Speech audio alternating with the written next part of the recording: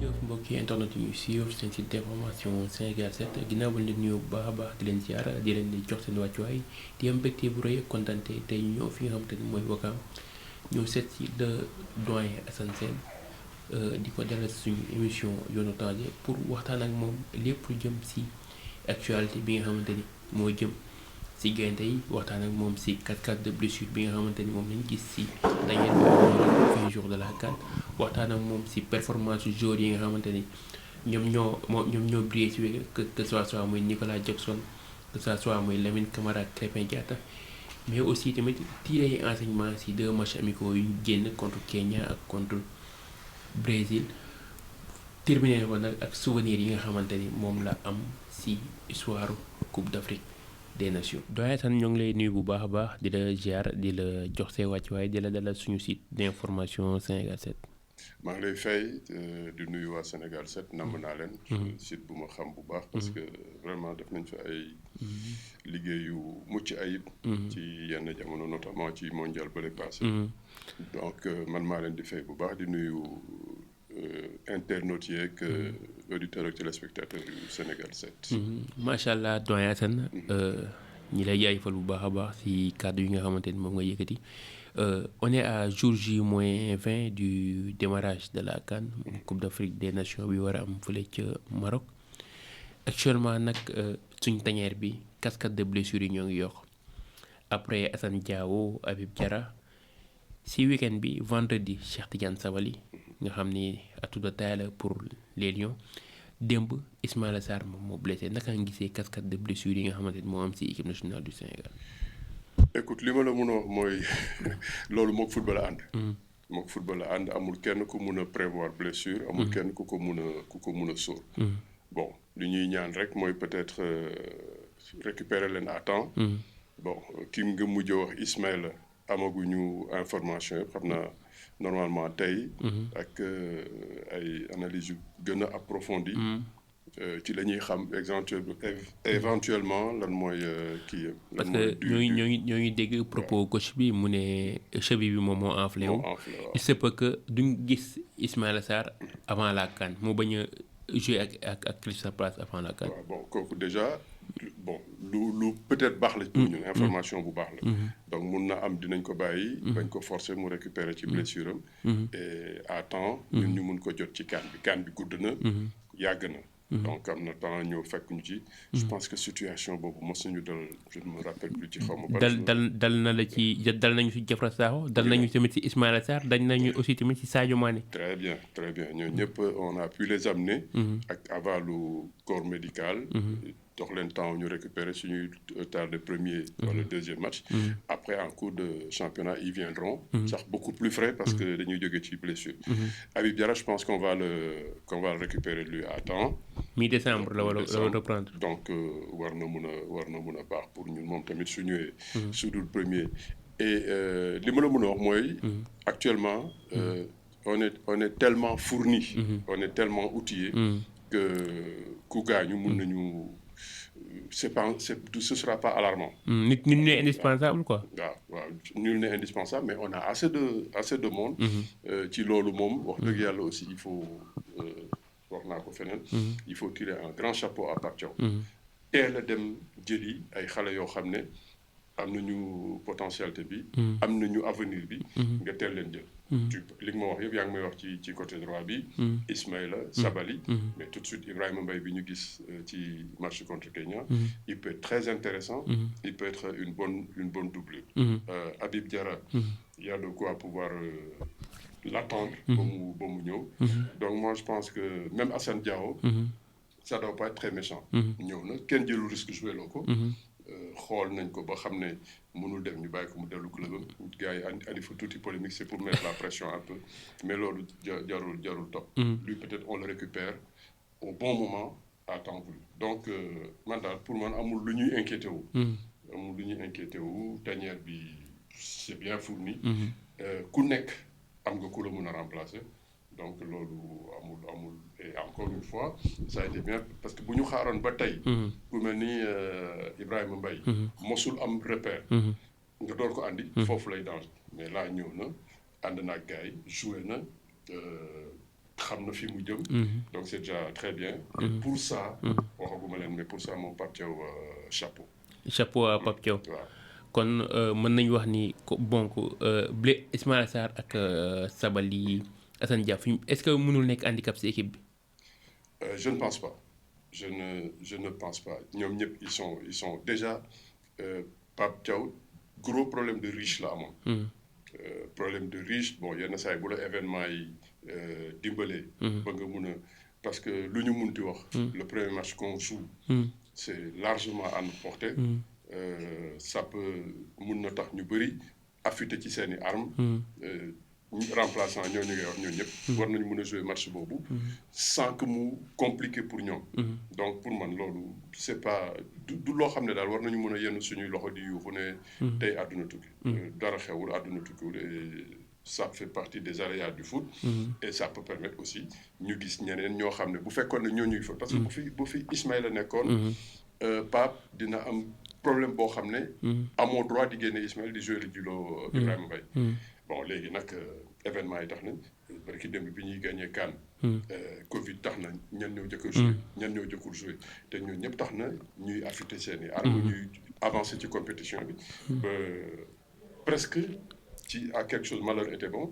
noonu la ñu gagné CAN bi donc y a pas à s'alarmer. y a pas à s'alarmer si nañu amee cascade de blessures yi. équipe nationale du Sénégal récupéré na ñaari joueurs yu am solo ku ci mel ni Krépin Diatta.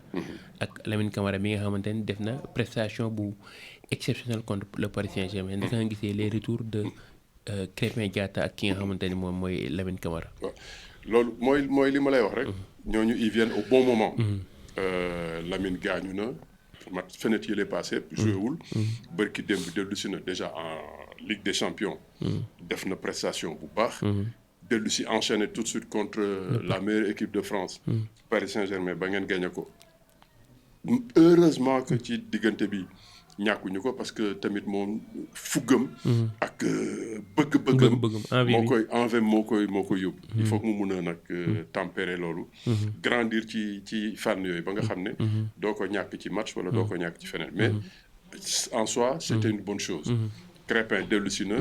jàmbat nañ ko manqué na équipe bi contre Brésil. donc Krépin bu dellu see ak métier bi mu am ak expérience bi mu am. donte doon woon sax latéral de métier mais. intelligence am ak expérience bi mu am. tax na mu defar foofu place am ba moom place am. loolu xam nga ci li ngay wax lu baax la ci tanière bi. suñu defee seen match yi ñu joué. aussi bien en championnat que Ligue des Champions. ils reviennent pour début CAN. vraiment très très en forme et très affûtés. alors naka nga gisee la performance des Lions ce week-end ku ci mel ni Sambou Soumano. ku ci mel ne Nicolas Jackson bi nga xam ne début saison bi nga xam ne ñëpp ko doon critiquer mais depuis retouram sélection Nicolas Jackson est en train de monter en puissance. écoute Nico et puis mu ngi ci cadre bu baax. mu ngi ci équipe boo xam ne wax dëgg yàlla foofu munoo am lu dul confiance. et j'aime bien aussi traitement bi muy am foofu. pionkal yi fa nekk leader yeeg yëpp. soo cité Harry Kane ñooñu ñoo ko gën a jàppale. ñooñu ñëpp dañ koy enchanté ne la ne Nicolas war na mën a dem. et Nicolas générosité am dans l'effort tax na. wax dëgg yàlla soxla nañu. suñu match contre Brésil. coono bi ñu am c'est parce qu'on n'a pas eu Nicolas très tôt. mais bi mu ñëwee. yéegal na suñu bloc. ñu commencé andil problème défensif. donc moom loo ci mën a wax. Nicolas est très très intéressant. généreux dans l'effort. mosul rechigner à la tâche. ñooñu day permettre toujours sa équipe. di jouer di vers l'avant. di bloc bi di gën a jege yi nga bañ di subir donc que Nicolas. garder confiance am boobu. ñëw ak ñun. avant ñuy wax mercato dina delloo en attendant. il va très bien et lu baax la pour ñu. jour J-20 du démarrage de la CAN. doyen Assane. actuellement ban appréciation nga am ci équipe bi. écoute équipe bi li ma ci am. comme appréciation te wax ko. équipe la boo xam ne. suñ ko nangoo suñ ko nanguwul. ñu ngi en reconstruction. parce que on est en train de opérer ay transitions yoo xam ne en douceur. mag ñi ñu ngi leen di andil ay rakk yu leen di jege yoo xam ne dinañ leen mun a remplacer mais ren déjà colonne vertébrale bi yëpp ils sont presque sur la phase descendante mais am na ñu leen di remplacer ñi leen di remplacer nag mënaguñu am niveau expérience ak vécu bi nga xam ne moom la CAN bi di laaj il faut que sénégalais ñu dal wax naa ko fenn il faut que ñu bañ a jël manteau de favori solal ko suñu bopp te loolu mënu nekk quand tu penses que Kalidou Koulibaly Mamadou Sarr a ngi koy jege pour remplacer ko Edouard Mendy ñoom Yohan ak kële ñu ngi koy jege pour remplacer leen Gana loo munti wax âge am ak dooleem ci CAN cumul de match yi dina metti ci moom mais Pape Gueye ngi egsi à maturité Lamine Camara ngi ñëw suñu Sadio national nu mu munti def aussi il peut moom sax mënoon na di laaj di noppul parce que li ko jege di ko war a xeetali ñu ngi fa mais ñooñu CAN bi ñuy gagné fekk na Sadio am ñaata CAN fekk na Kalidou Koulibaly am ñaata CAN fekk na Edouard am ñaata CAN donc ñooñu su fekkee ne dañuy jeexal ñu war leen remplacer ñun tam ñooy raisonnable xam ne am nañ équipe boo xam ne fii ak 10 ans fuñ ñu woo ñu waaw mais munoo xëy suba teel nag yow nga am 4 CAN kenn ku bees ñëw di la remplacer def première CANam nga ne da ngay gagné ci la nga amoon lu ne mun na ci xew su leen mag ñi gunge ñu ànd lu wóor mooy mënuñu tumuranke ci CAN bi mais man li may bañ rek mooy ñu teel a nag naagu ndax suñu bopp on est encore les favoris on va aller faire dañuy jël ci suñu deuxième CAN on va avec nos ambitions mais on va y aller avec beaucoup d'humilité et beaucoup de lucidité lucidité mooy fi mu nekk nii il y a 2 CAN 3 CAN la Kalidou Koulibaly mënoon CAN bi di ñëw du ko mun Sadio loo munti wax la mu mënoon daawaati jéeg ak daaw jéeg bii di ñëw du ko mun donc gestion boobu ak transition boobu fexe comme ni Sabaly di dugg di ko remplacer di andi le feu on va aller sur ça mais tu peux pas demander à un Sabaly d'avoir l'expérience et le vécu pour dem gagner ci loolu mooy li logique après ñeneen ñi wax ñëpp ils sont bien gentils Aliou Cissé qui nous caresse ci sensu poil yi le Sénégal peut gagner la CAN loolu yëpp baax na on peut gagner la CAN mais il faut pas qu'on se mette la pression dire on est favori on va aller chercher la CAN loolu rek laa nanguwul loolu nga nangul mais actuellement Pape Thiaw léegi mu génne listam est-ce que jàpp nga ni liste bi nga xamante ni moom la war a génne pour joueurs yi nga xamante ni ñoo war a dem CAN dina am surprise. yaakaaruma ko surprise li fi am yëpp il a fait le tour de la question. ba ñi mu bëggoon gis yëpp gis na leen. surprise bi mooy ñaar ñi ñu am ci fenêtre bii passé. mooy Ibrahima Mbaye ak Mamadou Sarr.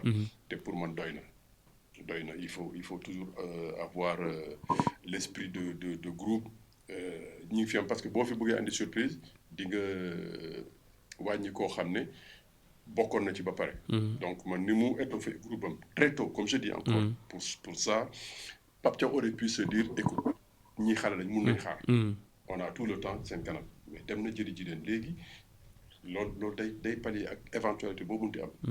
exemple bi gën a patent mu ngi nii Ismaïla gaañu na. Sabaly keroog génn na.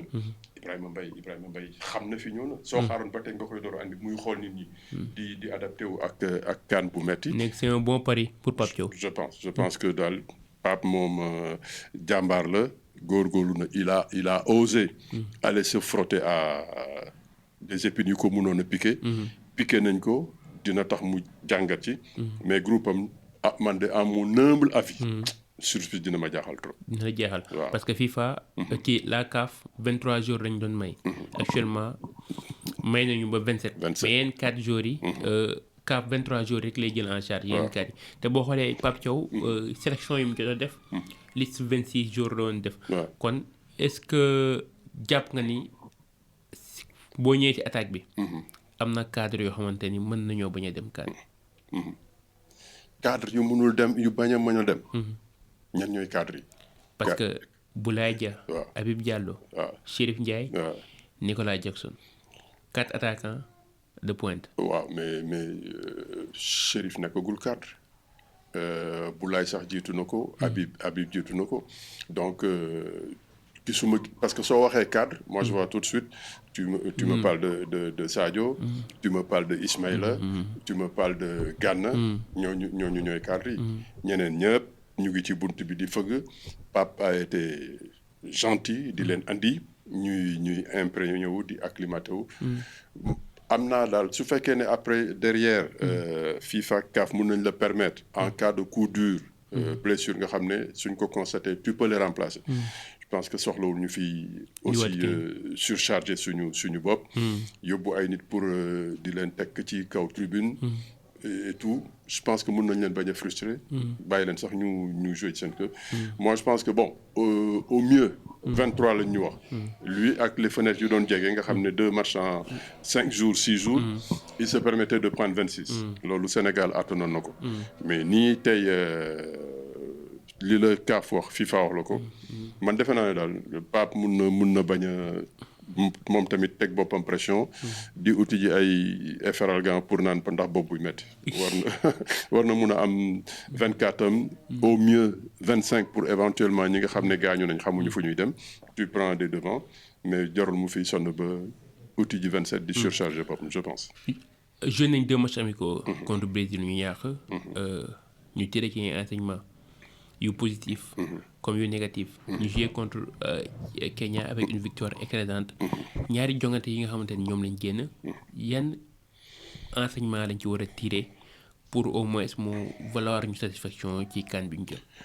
waaw man yaakaar naa ne ci ñaari jongante yooyu Pape ku am chance la parce que benn moment aussi bien joueurs yi entourage bi que même population bi yóbboon nañu suñu bopp fu sori ba ci man sama xalaat bu gàtt contre Brésil approche bi baaxul dañu juum on s'est vu trop beau gagné nañ Brésil une fois gagné nañ Angleterre ñun rag faaletuñu kenn suñ teseeg ñoom mun leen leen gagné et ça nous a porté préjudice loolu donc war na mun a tax ñu dellu siwaat am humilité nangoo nekk ñi nga xam ne ba tey ñu ngi ci voie wu reconstruction mooy man moo boobu dama koy téye bu baax bu ma xoolee groupe bi donc dañu war a jox ñëpp cër taxawaat bu baax bon bañ fa jógee sursaut d'orgueil tax ñu tase koo xam ne wax dëgg yàlla xëy na ñoo ko ëpp doole war nañ ne suñu sérieux suñu appliqué war nañu mun a dem mais match contre Brésil mais loolu sax pour man vraiment lu baax la déjà ca taxawaay ba ca composition d'équipe bi mel na ni dañu ne Brésil ñun faalewuñ la alors que ñoom ils avaient un honneur à laver seen dañ leen tooñoon équipe bu mel ni Brésil nga xam ne mosul raté coupe du monde ci àdduna boo waxee football Brésil ngay jëkk a tudd balaa ngay xam Sénégal nga ñëw di taseeg moom gagné ko benn yoon mu laajaat la pour mun a ne attends ñi xaaral ma won leen ñun ñooy kan nga ñëw yow tamit ne ragaluma la yëguma la foofu la ñu juumee foofu la ñu waroon ñëw tamit mel ni ñun dañuy door a xiif dañuy door a bëgg dara andi état d'esprit boo xam ne combativité ak organisation rigueur ci suñu taxawaay mais malheureusement bon on a dit on va jouer comme eux on va rivaliser avec eux ça nous a porté préjudice mais loolu day tax rek nga taxawaat ne attention su fekkee ne tu es lucide nga jàngaat ci bu baax bon ba ñu dellu si aussi pour capital confiance bi ñëwaat ñëpp exprimer ñu mag ñeeg ndaw ñeeg ñëpp ñu bees ñeeg tout le monde ci Kenya boobu loolu tam pour man lu baax la bon loolu sax doyul ñu ngi ciy yokk benn match tàggatoo fii pour gën a coller public bi mais li muy beneen bi ma ciy jaaxal rek mooy dernier bi ñuy joué ji presque à une semaine contre Tunisie waaw boo xoolee ci démenti nañu information boobu noonu keroog coach Tunisie bi génn na ne match Sénégal ak Tunisie nekkul match boo xamante ni bu officiel la ok d'accord ba tey buñ ko amul tamit suñu tàggatoo fii ça gêne pas c'est mieux ñu dem la mu war a xam du bés boobu la koy xam war na ko xam ba pare donc pour man tàggatoo bi c'est important remercier ce public kolewaat leen ci sa équipe door a dem pour man boobu sax mun na doy je pense mun na mais doyen Sane dañoo gis Sénégal benn équation tactique muy benn inconnu X muy bloc bas si loolu lañ doon am jafe-jafe mais contre Brésil dañoo gisaat beneen inconnu boo xamante ni Sénégal daf ci am jafe te équipe bu ko xokkatal defal ko pressing haut da koy indil ay jafe-jafe est-ce que inconnu boobu noonu jotul ñu xool naka la ñuy def ba indi ci ay saafara balaa ñoo dugg ci compétition bu ñu jëm muy CAN bi. waaw bon inconnu boobu ngay wax comme je dis ci bu nga mujj wax lay commencer mooy contre Brésil. wax dëgg yàlla suñu taxawaay du woon loolu. on peut pas se permettre. de jouer contre Brésil. ñoom ñu récupérer seen défenseurs yu mag ñëpp ña gaañu woon ak ñu nangam ñëpp ñëw. nga ne da ngay jouer ak ñoom. di jouer sans avant-centre. loolu moom defe naa Pape dafa juumoon foofu. il fallait leur imposer une grosse pression offensive. ñoom ñu xalaat défendre. parce que soo xoolee Militao il était tellement tranquille que moom il s'est permis de venir jouer milieu de terrain. parce que profondeur ba ñu soxla woon. bu Nicolas mun a andi. ba ñoom ils se sont retrouvés que amuñu ko. donc du coup ñoom dañu féexoon. maintenant bloc bas. je gëwuma sax ne ñun ak surtout yenn qualité individuelle. de dribbleur de perforeur de défense avec ku mel ni Iliman ku mel ni Ibrahima Mbaye ba ngay am suba. ku ñu imposer bloc bas aussi di ñëw subir parce que dinañ jouer ci sa zone. te bu boobaa foofu lañ lay fekk te à force ñu lay acculer di ñëw sa camp. moi je préfère largement ñu bloc di jouer contre bloc bas ñuy jouer seen camp. que ñun ñuy subir ay offensives yoo xam ne. dañuy presser haut ba ñuy am ay difficultés génne bal yi. mais tout ça c'est des équations yoo xam ne. Pape am na de quoi. parce que ressources humaines yi ñu am matière bi ñu am actuellement. gaw ma ne lii Pape am man xalaatuma sax ne beneen sélectionneur amoon na ko. il a tellement de la qualité de la fraîcheur d'interchangeabilité que lu ñu mun a dékk. war nañ ko mun a dékku et puis andi lu koy saafara. sama yaakaar. da nga gisee groupe bi nga xamante ni gaynde ñoo ngi ci. ñu sekk ko ak Botswana. Bénin ak RD Congo. te Congolais ñoo ngi xaar. revanche bi suñu diggante ak ñoom. waaw ba groupe bu abordable. groupe bu abordable ba nga ciy wax bi ciy metti mooy Congolais di ñuy dellu si ak esprit revanchard. et puis nag ak capital confiance bu baax parce que ñoom tournoi bii ñu génn nii. am ci ay certitudes. man gëm naa ne suñu match contre ñoom. ce sera un match très très intéressant. et c'est match boobu sax dafa baax ci ñun. balaa ngay dem deuxième tour. parce que foofu ngay jaugewaat sa bopp. loo munti wax. ñun li ñu am ci li mu la wax ci groupe ci interchangeabilité congolais amuñu ko. ñoo leen gën banc. ñoo leen gën groupe. ils ont nag de très bonnes individualités. actuellement seen confiance baax na. ils seront moins parce que bi ñu leen di gagné. wax dëgg yàlla seen i tànk feesul. ndax ñu ci bëri joué wuñu am nañu problème. tey nag ñooñu ñëpp dinañ joué. mais ñun li ñu bëgg. te man ñu koy tere sax. manteau favori. bëgg uti ji dara ci CAN bi logiquement Congo ils vont nous amener une bonne opposition. mais ca cëppaandaw ga war na mën a nekk bëri bu kek mbaam. logiquement ñoo leen ëpp doole je pense. si groupe Sénégal bi ban joueur Sénégal. nga jàpp ni mën na nekk révélation wu CAN bi. est-ce que dina doonati révélation ku mel ni Iliman actuellement lu mu munti def dinañ ko xaar gis nañ ko ba pare. moom laa yaakaar ne normalement. dina war a mun a soulager équipe bi. ci kanam. Pape Gueye CAN bi ñu mujj a joué ji Côte d'Ivoire. ba mu ñu manqué. la ñu xam valeur am. donc kooku mënatul nekk révélation. kan mooy nekk révélation peut-être Ibrahima Mbaye muy bees. ak ay qualité de vitesse am. et loolu daf ñu xaw a manqué. parce que ñun lañ doon am ci comme ay fusée. muy doon Ismaïla dans les temps. benn moment dafa jël maturité ba wàññi vitesse am. Ibrahima en termes de détonateur de percuteur. mun na nekk révélation su fekkee ne Ismaïla gaañu na teelul joué moom mu jëkk a joué. mun na installé wu ci piédestal am après nag andil Pape Thiaw problème. xanaa peut-être kooku laaj mais sinon. leneen lu fi am yëpp suñu leen gisee. lu ñu njortoon la. wala lu ñu xamoon. au niveau de l'entrejeu ak prestation yi nga xamante ni moom la Pathé Ciss wane. contre Brésil ak contre Kenya est-ce que jàppoon ni ñëwul pour bousculer hiérarchie bi. kan ci Pathé Ciss. non Pathé xam nañ ko ba pare.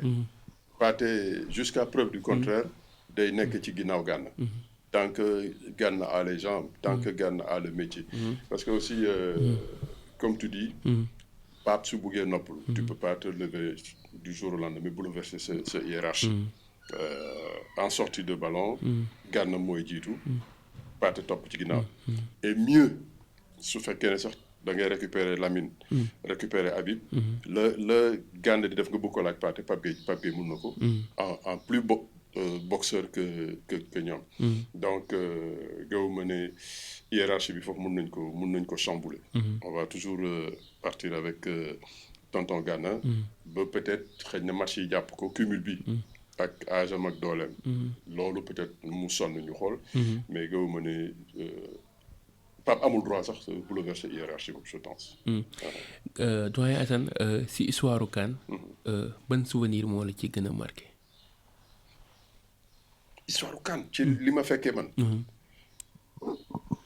Est-ce que du moment bi ñuy parce que ba ñuy jëkk joué ji CAN boobu nit ñi xamaguñu woon sax trop CAN. ñu gëjoon fa mooy ci Asmara 68 ba ñuy wax.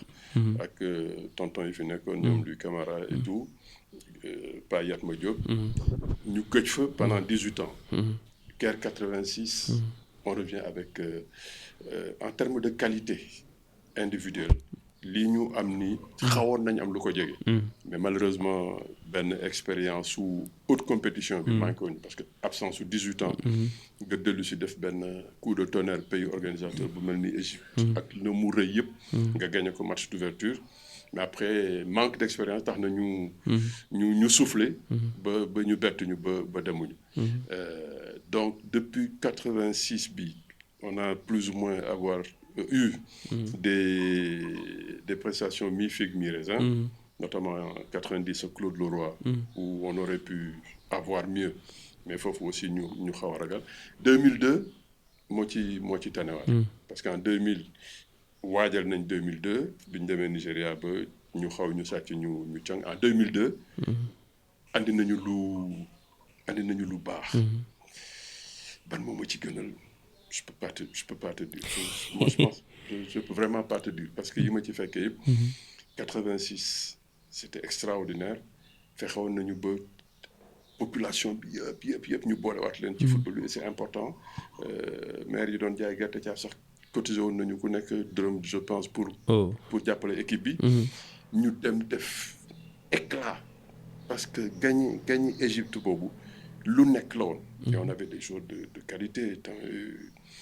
En défense Roger Mendy Racine Kane ñu ngi seen diggu doole. Omar Gueye Sène kenn mënu ko jege Thierno Youm Lokot tout ça ils allaient bien.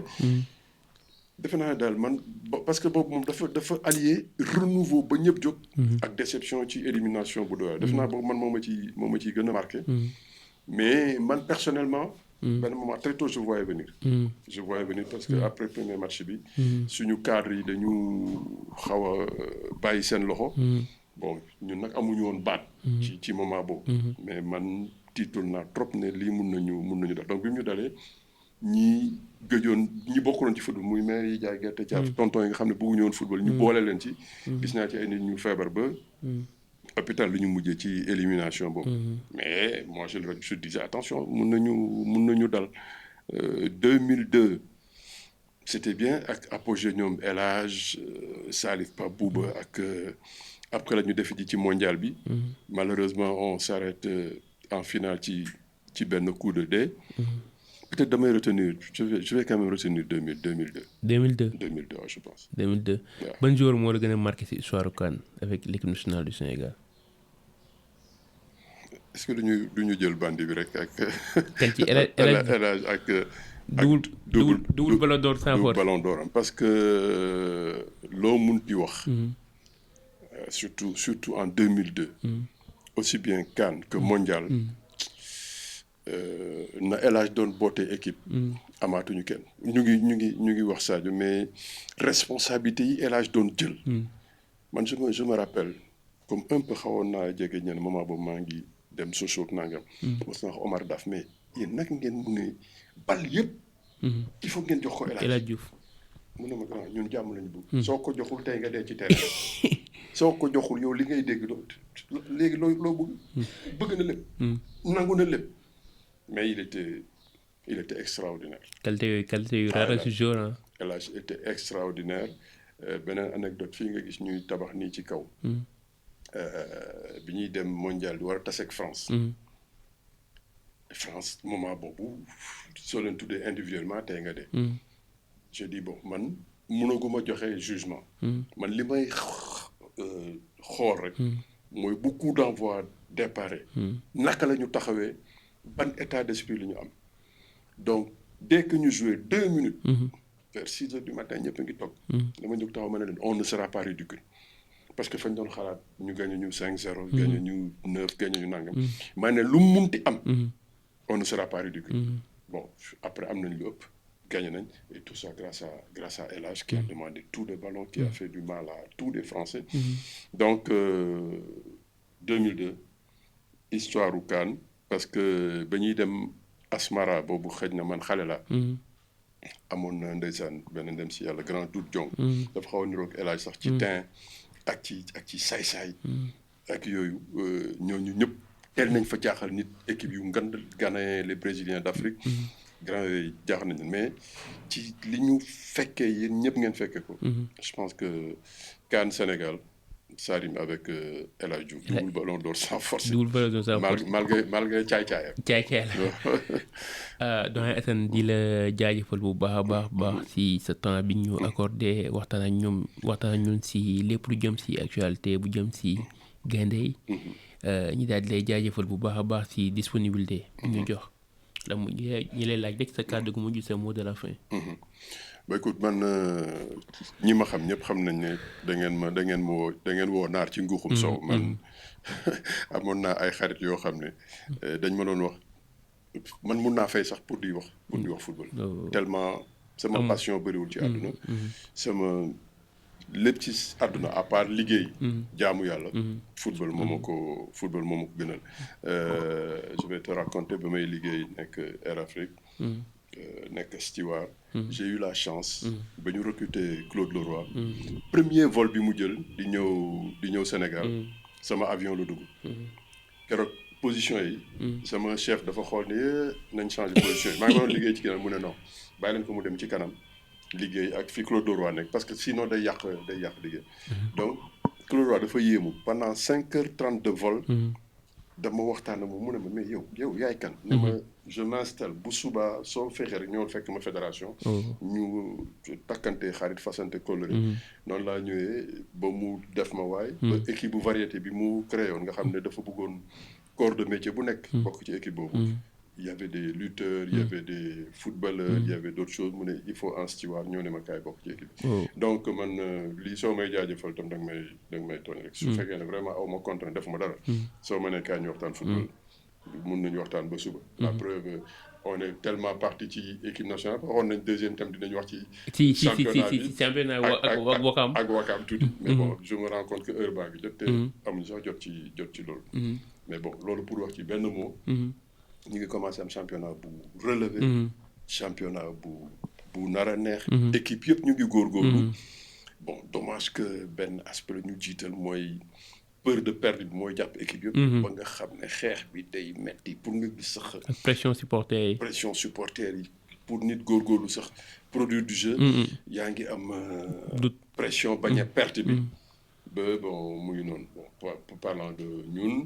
c'est vrai qu'on démarre un peu difficilement parce que aussi yow yaa ngi suivre suñu équipe dafa changer complètement à part suñu solidité ci ginnaaw milieu terrain sur les 3 on perd 2 muy Mansour Diop ak Bonaventure Fonseca pour le moment am na ñuy ñëw le temps ñuy acclimaté wu ba remplacer leen ci kanam on perd tous nos cadres on perd Aziz on perd Souley Koli ñu ngi defaruwaat Ndoye Malick c'est maintenant qui revient xale la daaw parce que saison bi dafa gaañu dafa yàkkamti prouver ne li ko dal waru ko woon dal ba des fois day jaxase concentration justesse ak yëfu xale mais néanmoins je pense que ñu ngi sur la bonne voie démb seetaan naa suñu match contre HLM j'ai dit on sera intéressant et ça moom dinañu gisantewaat dinañu waxantewaat il faut daaw dañu doon laqatu ba Amsatou Fall moo ñu démasqué ne yéen ñii yéen da ngeen bëgg a nax nit ñi joué wu leen maintien. ren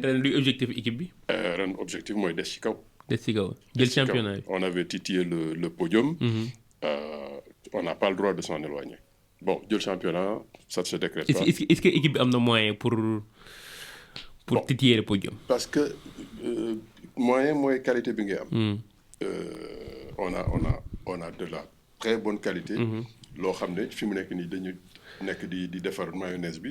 mais man gëm naa ne à terme. mayonnaise bi dina jàpp te bu jàppee aussi on voyage bien. ñu ngi nii malheureusement on perd à Ziguinchor contre Casa. ci ay conditions yu métti. match boo xam ne mënoon nañ ko bañ a perdre. donc quand on sort on voyage bien. te boo ñëwee ci ñun fii moom. di nga daj dëgg. daj dëgg. voilà. di la jaajëfal bu baax a baax encore une fois. la ngay tàggatoo ak les amis internautes. écoute di leen remercier et puis di leen wax à très bientôt. di leen souhaiter une très bonne CAN pour le Sénégal. gëm naa ne mën nañ def CAN bu mucc ayib. et mondial aussi suñu surfee ci CAN boobu. ñuy door a ñëw. progresser en club. mondial aussi mën nañu fi mu nekk daal mën nañu bokk ci ñi ñuy tudd ci àdduna si ci football. on a de quoi. et su Pape góorgóorlu rek. juste rek ci management bi ak gestion humaine bi. am na lu ko mun a yóbbu. Merci beaucoup. C'est moi. Merci bien.